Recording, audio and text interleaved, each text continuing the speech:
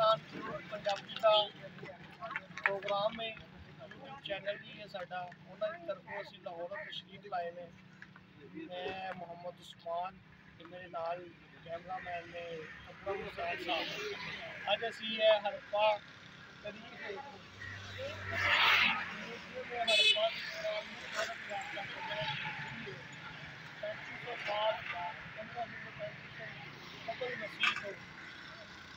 तशरीफ लैके आए हैं सिर्फ अपने पंजाब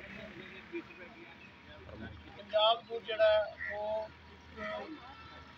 किसान ली लोगों में जो पंजाब के बहुत से बड़ी कीमत का माल किया जा सकता है और दुनिया को दिखाया जा सकता है कि पाकिस्तान के ऐसे कदीमी शहर म्यूजियम आबाद है। अंदर जाके जरा म्यूजियम का भी जायजा लाओगे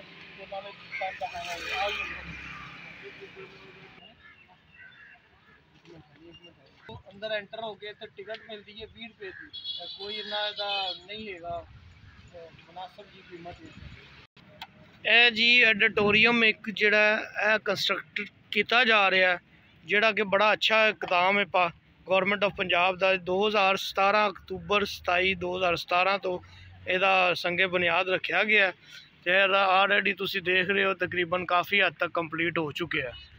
तो इंशाल्लाह उम्मीद करने हैं कि इंशाल्लाह जल्द अज जल्द कंप्लीट किया जाए। जी हड़प्पा की एक तारुफ है। हड़प्पा जनूबी एशिया में वादी सिंध की तहजीब का मखसूस अहद आसार की हामिल दरियाफ्त होने वाली तहजीब का सबसे बड़ा मकाम है। ऐसी तकरीबन तहजीब 6,80,000 मुरबा किलोमीटर इलाके तक फैली हुई सी। मुहल्ले वकूए है कि तारीख है कि जी कदीम हड़प्पा दरिया रावी के 2 नदियों के संगम पर वाक़या थे। हाँ ठीक है जी। हमारे सारे कदीमा 1853 तो 1856 में 2 मरतबा इस मुकाम का उन्होंने दौरा किया सी। हड़प्पा 1920 के MP एक्ट 1904 जड़ा कायम के तहत महफूज करार दिता गया। खुदाइयाँ जिन्हों का शामिल किया गया जी 1921 पहले यदि खुदाई की गई सी। फिर 1925 तक जड़ा कि काम जारी रहा सी खुदाई का। फिर मिस्टर माधो सरोप वाट्स ने 1926 तो लैके 1934 तक इस मुकाम की खुदाई का दोबारा हुक्म दिता गया। 1937 कदीम कब्रस्तान की भी खुदाई की गई थी। फिर सर वाटर फिलर ने 1944 तो लैके 46 तक ससेर शहर के दोनों तरफ खंदक खुदाई की। बहुत सारिया नवादरात दरियाफ्त अवेलेबल हुई सन। ठीक है जी। सवाल आया जी हड़प्पा की तबाही और जवाल से मतलब उन्होंने कुछ लिखा है जी। हड़प्पा के ज़राअत और तजारत पेशा लोगों को वस्ती एशिया से आने वाले जंगजुओं और वैशी आदमियों ने तबाह किया। बाद मौरखीन और माहरीन सारे कदीमा के मुताबिक लोग वबाई अमराज के सैलाब से मौसमी असरात की वजह तो तबाह बर्बाद हुई सन। लिहाजा हूँ असी म्यूजियम का मैं जरा अकरम भाई को कहांगा कि थोड़ा जा चारों तरफ थोड़ा जा घुमा दो। यह बिल्डिंग जी तुम दसी है नवी बन रही है 2017 तो यदा संगे बुनियाद रखा गया। ये पिछे तुम देख सकते हो सारे कदीमा का आसार नज़र आ रहे हैं जो कि असी तू अगे जाके दिखाने हूँ असी जरा म्यूजियम का विजिट करन जा रहे हैं।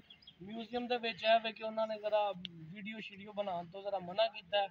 लिहाजा वो थोड़े जे क्लिप असी तुहानू बाद चो दिखा दें।